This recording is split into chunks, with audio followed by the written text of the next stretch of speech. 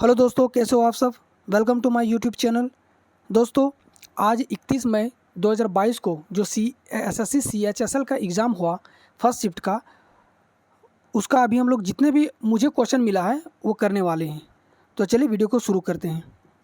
पहला क्वेश्चन पूछा गया है, मेजर ध्यानचंद खेल रत्न पुरस्कार 2021 जीतने वाली महिला क्रिकेटर कौन है। तो ये मिताली राज हैं। अगला क्वेश्चन था, तानसेन किसके दरबारी कवि थे। तो देखिए, तानसेन मुगल सम्राट अकबर के दरबारी कवि थे। और जो अकबर के जो नवरत्न थे ना, उन्हीं में से एक तानसेन भी हैं। तानसेन के जो बचपन का नाम था रामतनु पांडे है। और तानसेन के जो गुरु थे वो सूफी संत मोहम्मद गौस थे। मोहम्मद गौस। KCC का फुल फॉर्म क्या है। देखिए, KCC का फुल फॉर्म पूछा गया था अभी। ये जो 31 मई का जो शिफ्ट फर्स्ट में था, उसमें एक KCC का फुल फॉर्म पूछा गया है। तो इसका फुल फॉर्म होता है किसान क्रेडिट कार्ड। और जो स्कीम है वो इंट्रोड्यूस किया गया था 1998 में। पिंजर उपन्यास किनके द्वारा लिखी गई है। देखिए, जो पिंजर जो उपन्यास है ये अमृता प्रीतम के द्वारा लिखी गई है। अगला क्वेश्चन पूछा गया था, ख्याल गायन किस घराने से संबंधित है। देखिए, ख्याल गायन किस घराने से संबंधित है। तो ये ध्रुपदी घराने से संबंधित है। देखिए, ख्याल गायकी हिंदुस्तानी शास्त्र संगीत की सबसे पुरानी शैलियों में से एक है, जिसका उद्भव 12वीं या 13वीं शताब्दी में ध्रुपद शैली से हुई थी।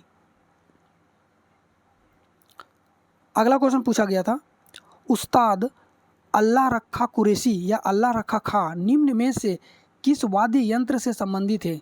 देखिए, इससे पहले जो शिफ्ट में कोई शिफ्ट में इनके जो बेटा थे जाकिर हुसैन, उनसे पूछा गया था कि जाकिर हुसैन किस वाद्य यंत्र को बजाते हैं।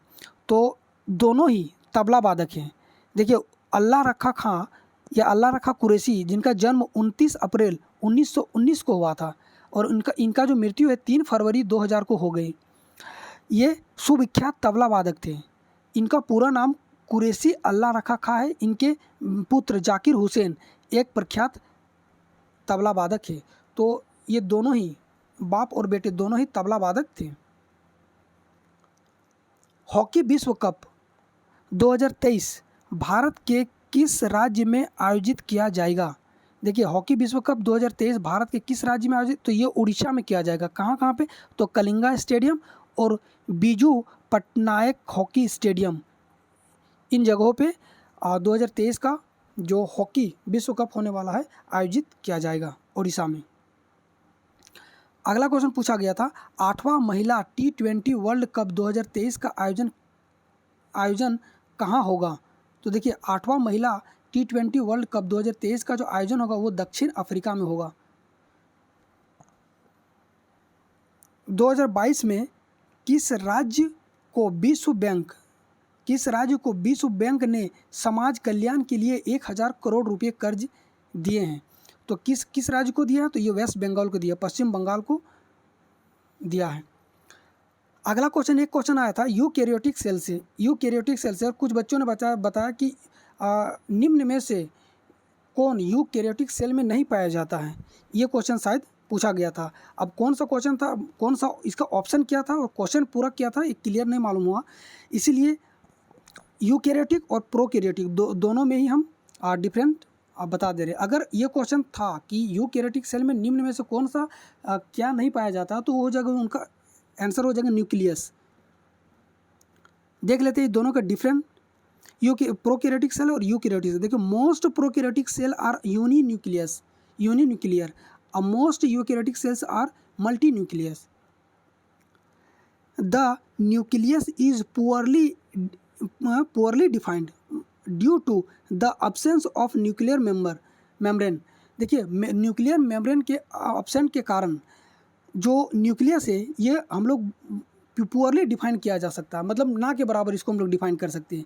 जबकि the nucleus is well defined and it surrounded by the nuclear membrane. जबकि यूकैरियोटिक में न्यूक्लियस जो होता है ये वेल डिफाइंड होता है और ये न्यूक्लियर मेम्ब्रेन के अंदर में न्यूक्लियस रहता है।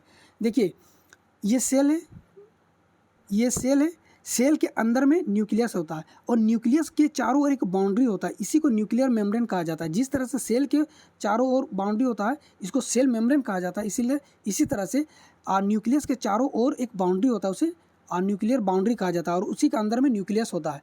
अब अगर ये यूकैरियोटिक सेल में क्या प्रॉब्लम है कि ये जो मेम्ब्रेन है, न्यूक्लियर मेम्ब्रेन, ये होता ही नहीं है। अगर ये होता ही नहीं है तो आप कैसे बता सकते हैं, अगर ये होगा ही नहीं तो ये जो न्यूक्लियस है ये कहाँ है, कैसे आप बता सकते हैं। लेकिन यूकैरियोटिक सेल में क्या है कि ये जो न्यूक्लियस जो है ना, ये सेल मेम्ब्रेन एक प्रॉपर, माफ कीजिएगा, प्रॉपर न्यूक्लियर मेम्ब्रेन के अंदर में रहता है। इससे ये कंप्लीटली डिफाइन किया जा सकता है कि ये न्यूक्लियस है इस सेल का। तीसरा पॉइंट में आते हैं, न्यूक्लियस इज एब्सेंट, ये हो गया, और न्यूक्लियस इज एब्सेंट और न्यूक्लियस इज प्रेजेंट, यही पूछा गया था आपका शायद एग्जाम में। अगला पॉइंट है cell organelles such as plastids, mitochondria, Golgi bodies etcetera are absent.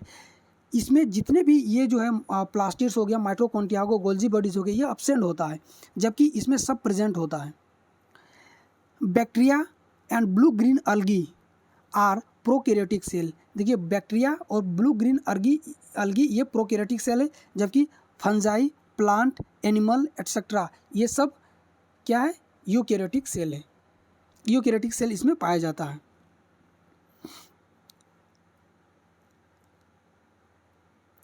अगला है उपराष्ट्रपति की जमानत राशि कितनी होती है। देखिए ये क्वेश्चन एग्जैक्टली क्या पूछा गया था ये नहीं मालूम है, लेकिन जिस तरह से बच्चों के द्वारा बताया गया उपराष्ट्रपति की जमानत राशि कितनी है, तो अगर ये पूछा गया हो तो ये हो जाएगा इसका 15,000 रुपये।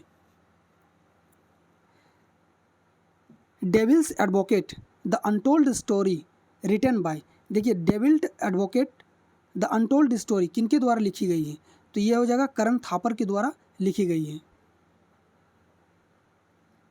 गाइज आज इतना ही क्वेश्चन मुझे मिला है। ये वीडियो कैसा लगा आप लोग को, अगर अच्छा लगा तो प्लीज़ वीडियो को लाइक कीजिएगा, शेयर कीजिएगा और एक लाइक ज़रूर कर दीजिएगा। तब तक के लिए जय हिंद, जय भारत।